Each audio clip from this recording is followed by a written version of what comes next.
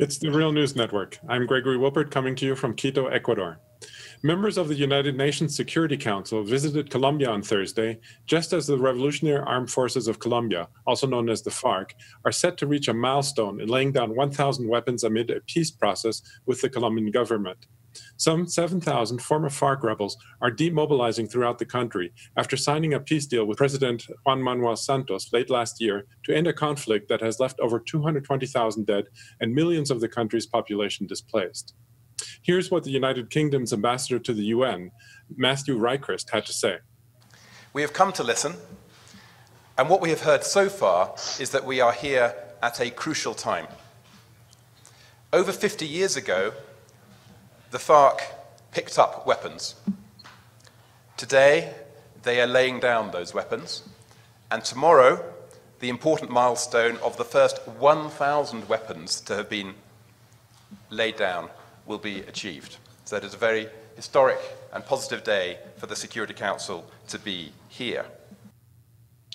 The meeting also took place shortly after the UN's High Commissioner for Human Rights, Zeid Ra'ad al-Hussein, said last Monday that at least 41 Colombians were killed in apparent politically motivated assassinations in the first 4 months of this year.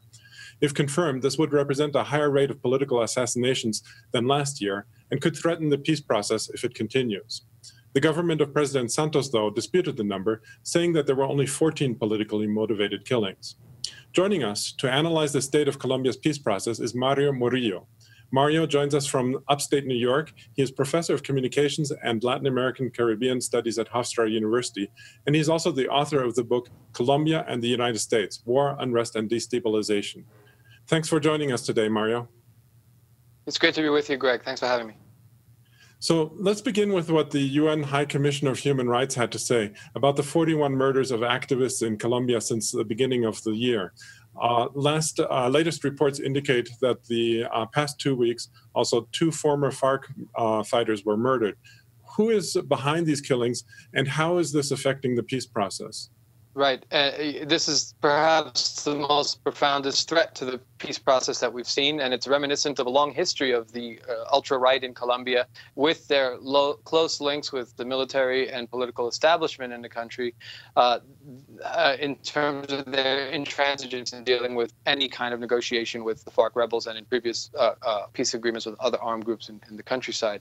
So it is very alarming. The number of 41, 42, I was reading 42 most recently, doesn't include family members of FARC combatants who are now currently in those 26 demilitarization zones of concentration around the country.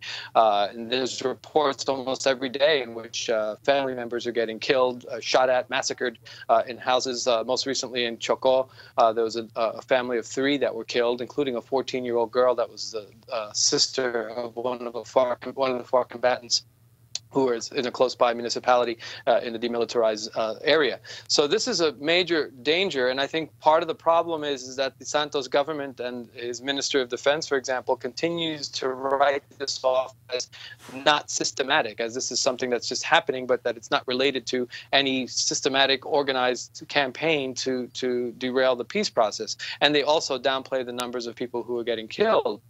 Now, there's always speculation as to how many actual people are directly victims of this kind of violence. I mean, it's always difficult to get accurate numbers. But if you are concerned about it, you would do some serious investigation into it. Now, part of the peace agreement calls for the government to not only protect the FARC combatants and their family members in these areas and to guarantee their security in this process as they demobilize. But there's also the necessity and the state's responsibility to carry out and enforce the mechanisms of investigation and of protection, right? To make sure that any kinds of violence of this nature is going to be dealt with through the letter of the law. And all indications from people that I've spoken to in Colombia, and many of whom actually who've come here to the U.S. to call attention to the crisis and to the problem, have pointed out that this is not being implemented at all so far in the peace in the process of peace. So this is a major danger, and as I said before, it is very similar to what we've seen in the past. Especially now, what we're seeing are openly aggressive actions, public missives that are coming out from from groups that are clearly identifying themselves as paramilitaries, right? For a while after the paramilitary groups supposedly demobilized in 2006-07, during a very controversial peace negotiation and demobilization negotiation that took place between the government of then-President Álvaro Uribe and the AUC, the Autodefensas Unidas de Colombia, the umbrella organization that represented the paramilitary groups who worked and wreaked havoc in the countryside for 20 years. After that happened, after that demobilization took place, there was all sorts of reports that they weren't truly fully demobilized and that there were other kinds of bands that were operating in the country, kind of filling in the vacuum of those combatants that left. What we're seeing today, though, is an actual open recognition that of these new paramilitary groups. There's a group called the Gaitanista Self-Defense Forces of Colombia that have put out missives in Nariño and Cauca and other parts of in Chocó, in Antioquia, directly targeting peace activists, human rights workers, social movement activists, members of left political parties like the Marcha Patriótica and the Patriotic Union, the Unión Patriótica, and they're putting out these missives that are so similar to what we saw in the 1980s and 90s and the 2000s when the paramilitaries were running roughshod in the countryside. Hateful language, likening these peasant activists with terrorists, with guerrillas, talking about use language I won't even restate given the nature of it. A hateful language that is really fanning the flames, and that's really meant to cause fear and terror. So if the government wants to continue to look at this as not a systematic process of extermination to derail any effort at peace, we have a serious problem. Well, you're talking specifically about the failure of the government to demobilize and disarm the paramilitaries, which is certainly a major obstacle and part of the peace process. But I'm wondering also more generally, I mean, the peace process, besides that, included many other things, such as, restituting land, turning the FARC into a political party, creating safe zones. Well, that's part of course, the failure to protect them, and many other measures. As a whole, how do you see the progress in implementing the peace accords so far? Where has there been progress, and where has it been little or no progress so far? You're absolutely right, Greg. The peace accords, very in many ways problematic, but in many ways very progressive and very, very hopeful when they were signed in August, and then there was a kind of a rewriting of it after the plebiscite in October, ultimately led to a no vote, a small margin no vote that kind of wrote off the peace agreement for the time being. They rewrote it, they renegotiated, they came to the conclusion, and there's a lot of positive measures in there that deal with rural land reform, guarantees of political participation of left and independent parties, the reincorporation of FARC combatants into civilian life, a very strong process of provisional and transitional justice to not only have FARC rebels recognize and accept responsibility for certain acts of crimes against civilian populations, but also recognize the victims and remunerate the victims for after years of the suffering that they went through. So there's a lot of those aspects in that peace accord that one would hope would be implemented. However, as long as people are getting killed that are working along those issues, right? So all the activists that we're seeing getting killed, they're land rights activists who are addressing precisely the issue of bringing people back who are displaced. We're talking about 7 million internally displaced, mostly peasant, indigenous, Afro-Colombian peasant families who've been displaced throughout the countryside in Colombia, who are, as part of the peace agreement, one would think are going to get access and possibilities of getting their land back. And those activists who are working around land restitution in the countryside are getting killed. Those other organizers who are mobilizing around environmental protections, issues around land, illegal mining in territories that are destroying rivers.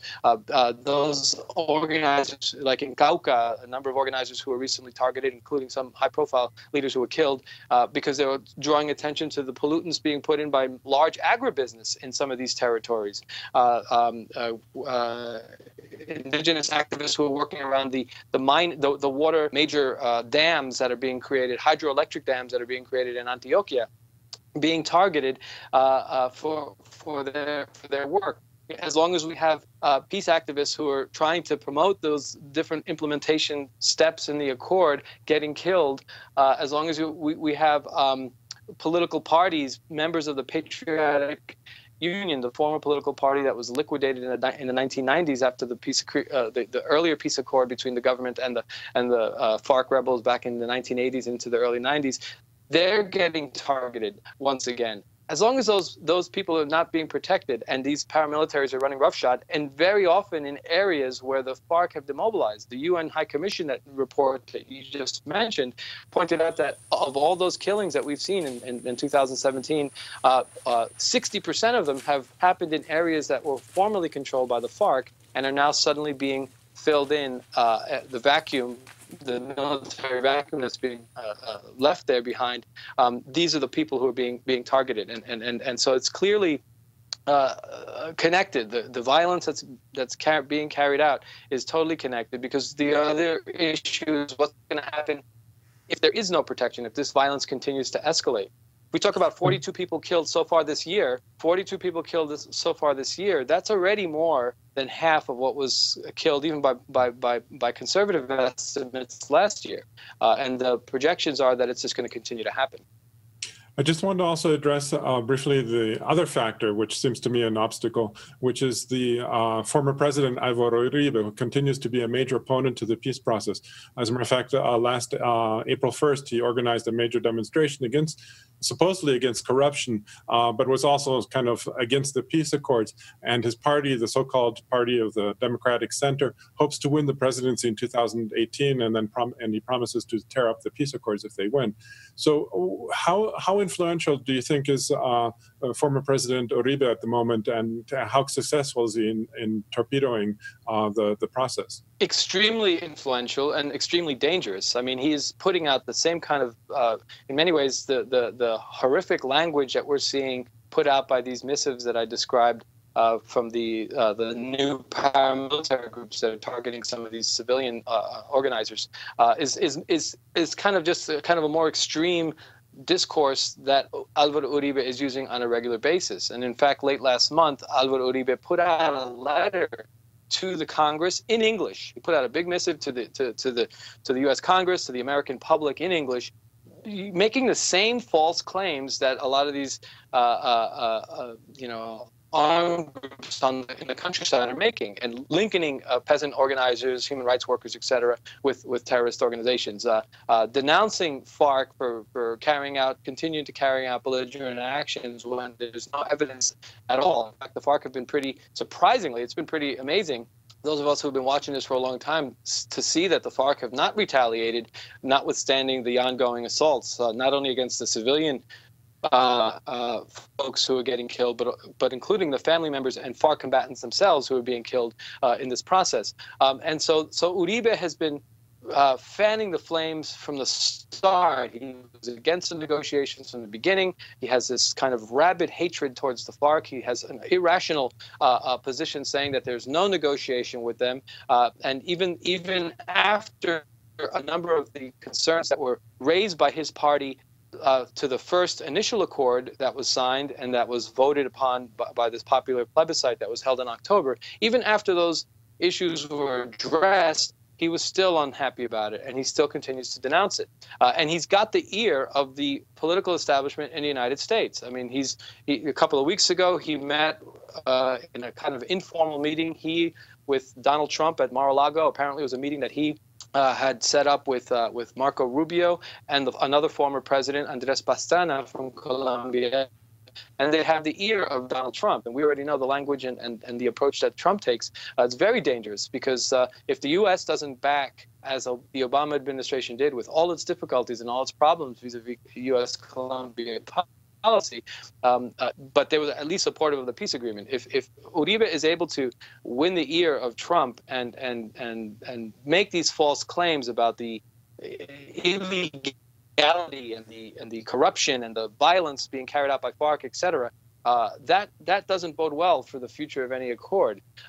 My hope is, even though he does still maintain considerable political support in the countryside, there's enough opposition to his discourse, there's enough opposition to and enough support across the country for the peace agreement, for an end to the conflict at least, And I'm hoping that the cooler heads will prevail. But it's still too early to tell. We're almost at the point where the campaign season in Colombia in 2018 for the 2018 elections is going to be in full swing. And at that point, therein lies another danger. Who's going to be focusing on the peace agreement and the demobilization process when everybody's going to be focusing on the circus of who's going to be the next president of Colombia?